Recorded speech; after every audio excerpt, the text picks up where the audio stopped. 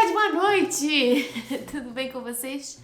Hoje estamos aqui num vídeo especial. A gente sempre fala que os vídeos é especial, né, Caio? Nunca é especial, Nunca é sempre especial, ninguém é assiste. sempre uma merda. É sempre esse negócio aqui e agora tem um cenário bonito e é isso aqui. E hoje é um react. Tem penico ali. Não é um penico, é um Parece muito- brinquedo. Parece muito aqueles peniquinhos de criança desse plástico assim, sabe? Vou mostrar o que é, tá? Vocês verem que não é um penico. Hoje estamos aqui para um react, que não é um react, porque não dá para reagir a isso. O filme O Alto da Compadecida. E se você não conhece o canal e tá aqui, tipo, caiu de paraquedas porque viu o título e achou interessante e tal, eu sou a Marisa, sou portuguesa, e o Caio tá aqui atrás da câmera hoje como produção. Digam oi pra ele. Oi, Caio. Isso foi as pessoas dizendo oi pra você, tá? Morram. A gente tem um canal aqui no YouTube, o Canal Show. Só que de vez em quando eu apareço aqui sozinha pra falar de alguns temas que não fazem sentido ser os dois a reagir. No caso, o filme O Alto da Compadecida que eu assisti, o Caio já conhecia há muito tempo. E eu assisti com ele e estou aqui hoje para dar a minha opinião, falar um pouco sobre essa maravilha do cinema brasileiro. Por que, Marisa, você tá reagindo a isso? Por que você tá falando sobre esse filme? Porque muita gente, desde há muito tempo, que fala que eu devia assistir esse filme e reagir ao filme, porque, por algum motivo, pro Brasil era muito importante e tudo mais, eu nunca tinha entendido por que era assim um filme tão importante, até porque não conhecia antes de assistir ele, já conhecia alguns filmes brasileiros, tipo Cidade de Deus, A Tropa de Elite, O Que Horas Ela Volta, mas o meu conhecimento de filme brasileiro era até aí.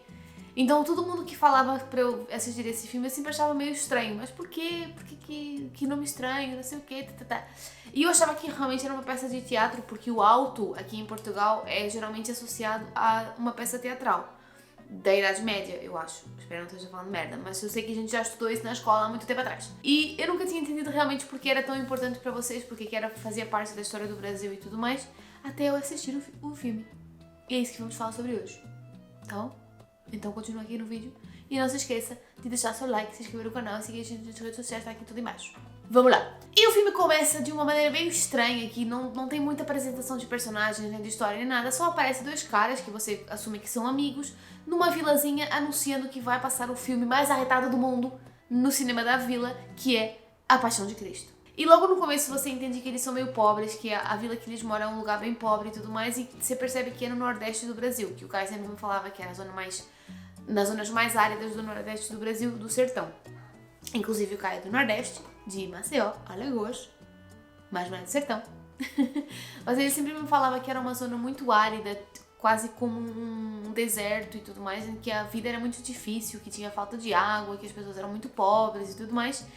Então, dá pra entender logo no começo do filme que a história se passa numa cidade nessa região. E eu achei interessante essa parte, tanto que no começo eu achei bem confuso, porque o filme começava assim de um jeito tão abrupto, como se fosse tão caseiro, sabe? Porque o jeito que filmam a imagem, não é a imagem, é a qualidade da lente da câmera, parece aquele filme mais amador, mais caseiro. E aí, à medida que o filme vai se desenrolando, você começa a perceber que eles vivem no Nordeste, no sertão do Nordeste, que é uma zona bem pobre, que eles são bem pobres e tudo mais, e começam a se meter num monte de confusão. E claro, lá vem de novo aquele preconceito do jeitinho e da malandragem do brasileiro. Eu acho que deve vir um pouco também daí, dessas zonas mais pobres, mais áridas e mais difíceis de se viver do Brasil, que o povo não tinha, infelizmente, outro meio para se sustentar e para sobreviver sem ser daquele jeito, né? Que eles começam a fazer um monte de esquema e de plano e de mentira e envolve um e depois o outro e de repente a vila inteira tá envolvida num plano que eles criaram, numa mentira que eles criaram, desde a cachorra do padeiro até o padre e depois o bispo e não sei o que, até a cena que de repente dá tudo errado e a vila é atacada por cangaceiros que eu achava que eram como justiceiros. E foi um choque um choque cultural, não é meio choque cultural, mas foi um choque, tipo, ver que, na verdade, eles eram os vilões. Eu sempre achei que os cangaceiros eram como se fossem, tipo, um justiceiro, sei lá, um Robin Hood do Brasil, o pessoal que ajudava os pobres e tudo mais. E no filme eles são retratados como realmente eles eram, no caso, que é como fora da lei, que roubavam cidades e pilhavam, não sei o quê. E interessante também que quando a gente foi no Brasil a última vez, a gente foi no Museu do Cangaço, no Nordeste, e lá eles eram realmente retratados como heróis, como os bonzinhos, sabe? Justiceiros e tudo mais. Mas, na verdade, a história não era bem assim. Mas claro que os cangaceiros não eram 100% maus nem 100% bons. Eles tinham as suas coisas boas, assim como todo mundo, né? Não tô falando aqui que eles eram a pior coisa do mundo. O João Grilo é morto por um dos cangaceiros e eles vão parar, ele junto com outras pessoas da vila que também foram mortas, vão parar no purgatório para serem julgados, para ver se vão pro céu ou pro inferno. Nossa Senhora Aparecida aparece e intercede por eles, pelos personagens todos, mas principalmente pelo João Grilo. E eu achei bem interessante essa parte do filme porque ele é uma crítica social muito grande, tanto social como religiosa e tudo mais, principalmente numa zona tão árida e tão difícil de viver do Brasil como é o Nordeste, onde as pessoas não tinham tanta alfabetização e tudo mais. Tem esses lados das pessoas que você tem. Nunca tem pessoas 100% boas nem pessoas 100% más. Tanto que os personagens que deviam ser realmente bons, que são os padres, os bispos e tal, eles são corrompidos pelo dinheiro. Quanto que o João Grilo, ele, obviamente que ele também tá tentando ganhar dinheiro e tal, aquelas malandragens e aqueles esquemas todos, mas ele faz isso pra sobreviver. Eu achei isso bem interessante, que o filme, apesar de começar como sendo uma comédia, eu pouco ri durante o filme. E nessa parte do filme, como eu falei, apesar dele ser supostamente uma comédia, eu me emocionei, eu chorei durante essa parte quando Nossa Senhora tá contando a história do João Grilo, que ele sempre foi pobre, que ele teve que se virar desde pequeno, porque ele perdeu os pais e tudo mais, e ele teve que viver sozinho. E apesar de todos os esquemas que ele se meteu, todas as malandragens, tudo que ele fez, não foi por maldade, foi porque ele primeiro tinha que sobreviver, né? E depois para ajudar o Griló. Chicó, o Griló. Pra ajudar o Chicó e a Rosinha, que era a apaixonada dele, pra eles se casarem e tudo mais e conseguirem fugir dali. E uma coisa interessante também nesse julgamento é que você percebe que nenhum dos personagens vai pro inferno. O João Chico? João Grilo. Meu Deus. O João Grilo tem uma nova oportunidade, vai pra terra de novo e tudo mais e consegue encontrar o Chicó, que tá lá tudo triste, deprimido, enterrando o amigo.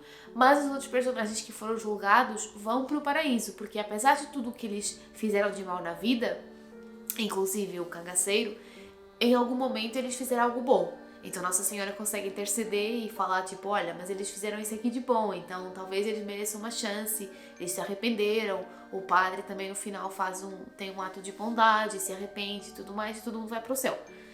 E o diabo ficou um pouco puto. E outra coisa bem interessante que eu gostei muito nesse filme foi o retrato que ele dá do Nordeste, porque no filme eles retratam a parte mais pobre do Nordeste, o sertão, e quando a gente foi na lua de mel foi um choque muito grande que a gente foi visitar uma cidade chamada Piaçabuçu. E é uma cidade pescatória bem simples e que as pessoas têm muito pouco. Tipo, você vê que são pessoas humildes e tal, com casinha pequena e não sei o que, mas o povo é muito feliz. Dá pra sentir a energia da cidade e tudo mais, que apesar de terem pouquinho, eles são muito felizes.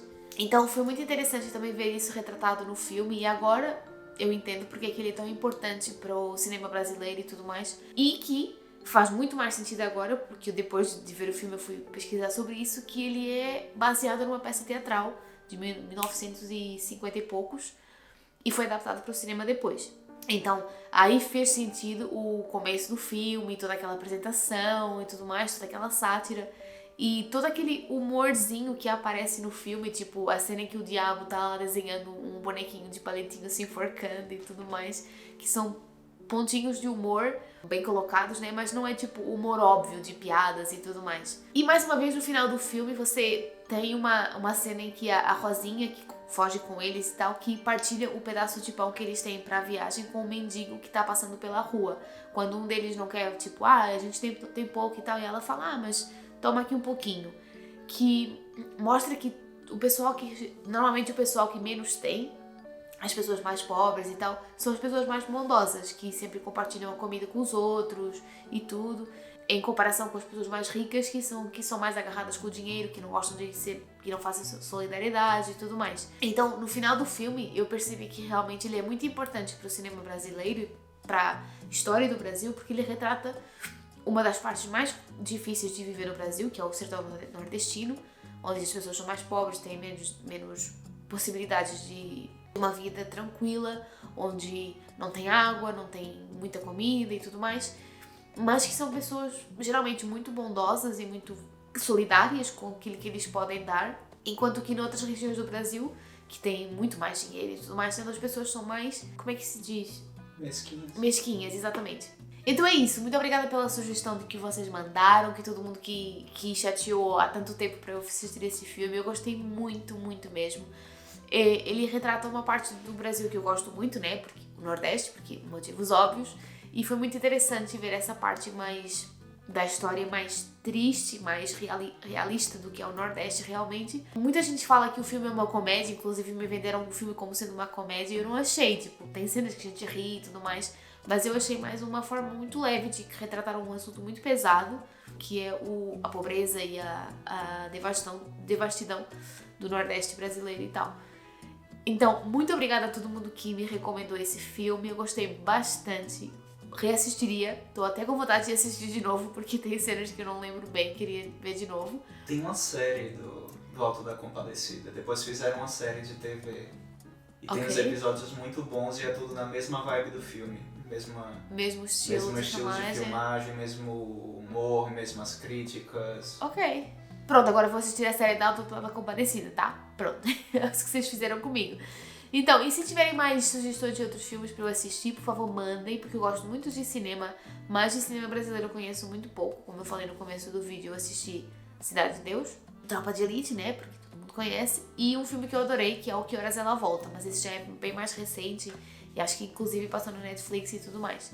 Então, por favor, mandem mais sugestões de filmes que eu tenho que conhecer, ou séries, ou livros, ou coisas do Brasil, pra eu reagir. E se você gostou, comenta aqui embaixo, não se esqueça de deixar seu like, e ver esse vídeo daqui, e esse vídeo daqui, e se inscreve aqui. E é isso. Beijos!